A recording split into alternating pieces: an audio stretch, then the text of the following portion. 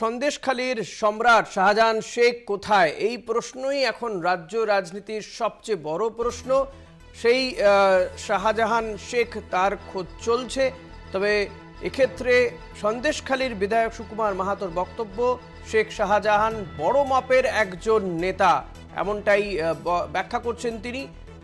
দেশ ছেড়ে পালাননি, দেশেই আছেন তিনি, এমনও জানিয়েছেন। ঠিক কি বলছেন তিনি, আমাদের প্রতিনিধি সঞ্জিত রয়েছেন সন্দেশখালী বিধায়কের সঙ্গে। সঞ্জিত, সুকুমার বাবুর কাছ থেকেই জানতে চাইব, ঠিক তিনি কি জানেন শাহজাহান শেখ সম্পর্কে, কোথায় আছেন শাহজাহান শেখ এই মুহূর্তে?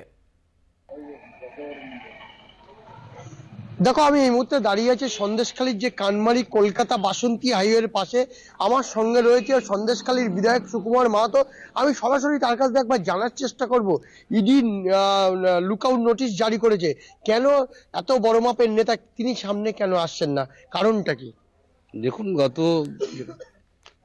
গতদিন যে ঘটনাটা ঘটেছে, ভোরবেলা কারো বাড়ি তালা ভাঙতে গেছে, সেই সময় কিছু মানুষ বিক্ষিপ্তভাবে তারা যখন জানতে পারে শেখ শাহজাহানের বাড়িতে কোনো একটা কেউ তালা ভাঙছে, তখন মানুষ, গ্রামের লোকজন ছুটে আসে এবং একটা বিক্ষিপ্ত ঘটনা ঘটেছে।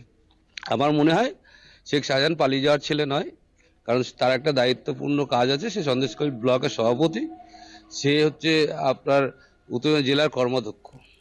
সে পালিয়ে যাওয়ার পাত্র নয়। হয়তো সে আইনি কোনো পদক্ষেপ নিচ্ছে বলে হয়তো চুপচাপ আছেন, কারণ ইতিমধ্যে ঘটে যাওয়া ঘটনাটা সেটা তো কাকতালীয়, সেটা মানুষ করে ফেলেছে। তার সঙ্গে তো শেখ শাহজাহান ভাইয়ের কোনো যোগাযোগ নেই, ফলে তিনি হয়তো আইনি পদক্ষেপের পথেই হাঁটছে। ইতিমধ্যে আমি শুনেছি যে ইডি যে অফিস আছে সেইখানে তার আইনজীবী গিয়েছিল, প্রায় সকাল 10টা থেকে 1টা-1.5টা পর্যন্ত বসেছিলেন, তাদেরকে নোটিশ দিয়েছেন এবং আমার মনে হয় তিনি আইনি পদক্ষেপের জন্য কোথায় আছেন। পাশাপাশি বারবার বলা হয়েছে এই প্রথম রাজ্যে কোনো তদন্ত কোথায় আছে। দেখুন, ওই এলাকায় আছে, হয়তো তিনি আইনের অপেক্ষায় আছে।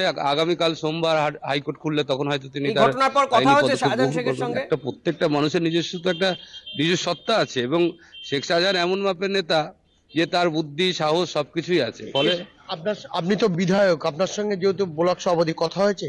দেখুন, যেদিন ঘটনাটা ঘটে সেদিন 1টা পর্যন্ত আমার সঙ্গে কথা হয়েছে এবং তিনি ছিলেন না, তিনি বলেছেন আমি বাড়ি ছিলাম না। তার মাঝখানে যে ঘটনা ঘটেছে সেটাই আমরা আশা করিনি, কিন্তু ঘটে যাওয়া ঘটনা তো কিছু পদক্ষেপ গ্রহণ করে ইতিমধ্যে তিনি আমাদের সমস্ত কর্মীদের উদ্দেশ্যে ভয়েস রেকর্ড করে একটা বার্তাও দিয়েছেন যে ইডি সিবিআই কোনো ব্যাপার নয়, মানুষই আসল, মানুষের লড়াইয়ে তিনি আছেন, মানুষের সঙ্গে আছেন, মানুষ যেন ভয় না পায়। আর ইডি সিবিআই আজ চলে যাবে, কিন্তু আমাদের সংগঠন, আমাদের তৃণমূল কংগ্রেসের যারা নেতা নেত্রী, তাদের প্রতি সেই বার্তা দিয়েছে। পাশাপাশি এই প্রথম কোনো বাংলায় আক্রান্ত হলো তদন্তকারী দল, বারবার এটা খুব বিরোধী দলগুলো আঙুল তুলছে আপনাদের দিকে বারবার। এই আসলে প্রত্যেকটা মানুষের একটা সেন্টিমেন্ট আছে, এটা যে কোনো তদন্তকারী সংস্থার বুঝতে হবে যে সেই সব জায়গাটা কতটা সেন্সিটিভ, কত মানুষ তার পরিধি আছে, কত মানুষ তাকে ভালোবাসে, কত মানুষ তার প্রতি লাইক করে। এখন তো সবই জানা যায়, একটা ফেসবুক মিডিয়াতেও জানা যায় কত মানুষ তার ফ্যান ফলোয়ার্স। ফলে জেনেই আসা উচিত ছিল, কোনো লোকাল প্রশাসনের কাছ থেকে খোঁজ নেওয়ার দরকার ছিল। এখন ভোরবেলা কারো তালা ভাঙছে, কেউ জানে কোনো গুন্ডারা ভাঙছে, বদমাশরা ভাঙছে, সবাই ছুটে এসছে। আমরা দেখেছি বেশিরভাগ মহিলারা এসেই তো প্রথম উৎপাত শুরু করেছে এবং তারা মনে করছে, ভয় পেয়েছে গ্রাম প্রতিবেশী যে শেখ শাহজাহানের মতো জনপ্রিয় নেতা, মানবতাবাদী নেতা, সে যখন এই একটা বিপদের সম্মুখীন মানুষ এসে এটা করেছে। আপনি বারবার বলছেন যে যেভাবে আজ যে সংগঠন, বিশেষ করে উত্তর 24 জেলার একদিকে কর্মদক্ষ, প্রাণী মৎস্য দপ্তরের ব্লক সভাপতি, সংগঠন এখন কারা দেখছে? দেখুন, সংগঠন তো ইতিমধ্যে আছে। শেখ শাহজাহান তার ভিডিও বার্তা বা ভয়েস বার্তায় তিনি জানিয়েছেন যে সবাই সবার মতো সংগঠন করছে।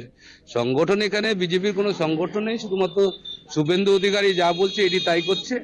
রাজনৈতিক প্রতিহিংসা, মানুষকে ভয় দেখানো হচ্ছে যে আমরা লোকসভা দখল করব, এই ভয় দেখিয়ে কিছুটা সন্দেশকারী সংগঠনকে কিছু করতে পারবেন। কারণ গত বিধানসভা, তার আগের বিধানসভা, পঞ্চায়েত ভোটেও বিজেপি কিছু করতে পারেনি, সামনের লোকসভা ভোটেও কোনো ভোট পাবে না, সেটা আমরা নিশ্চিত।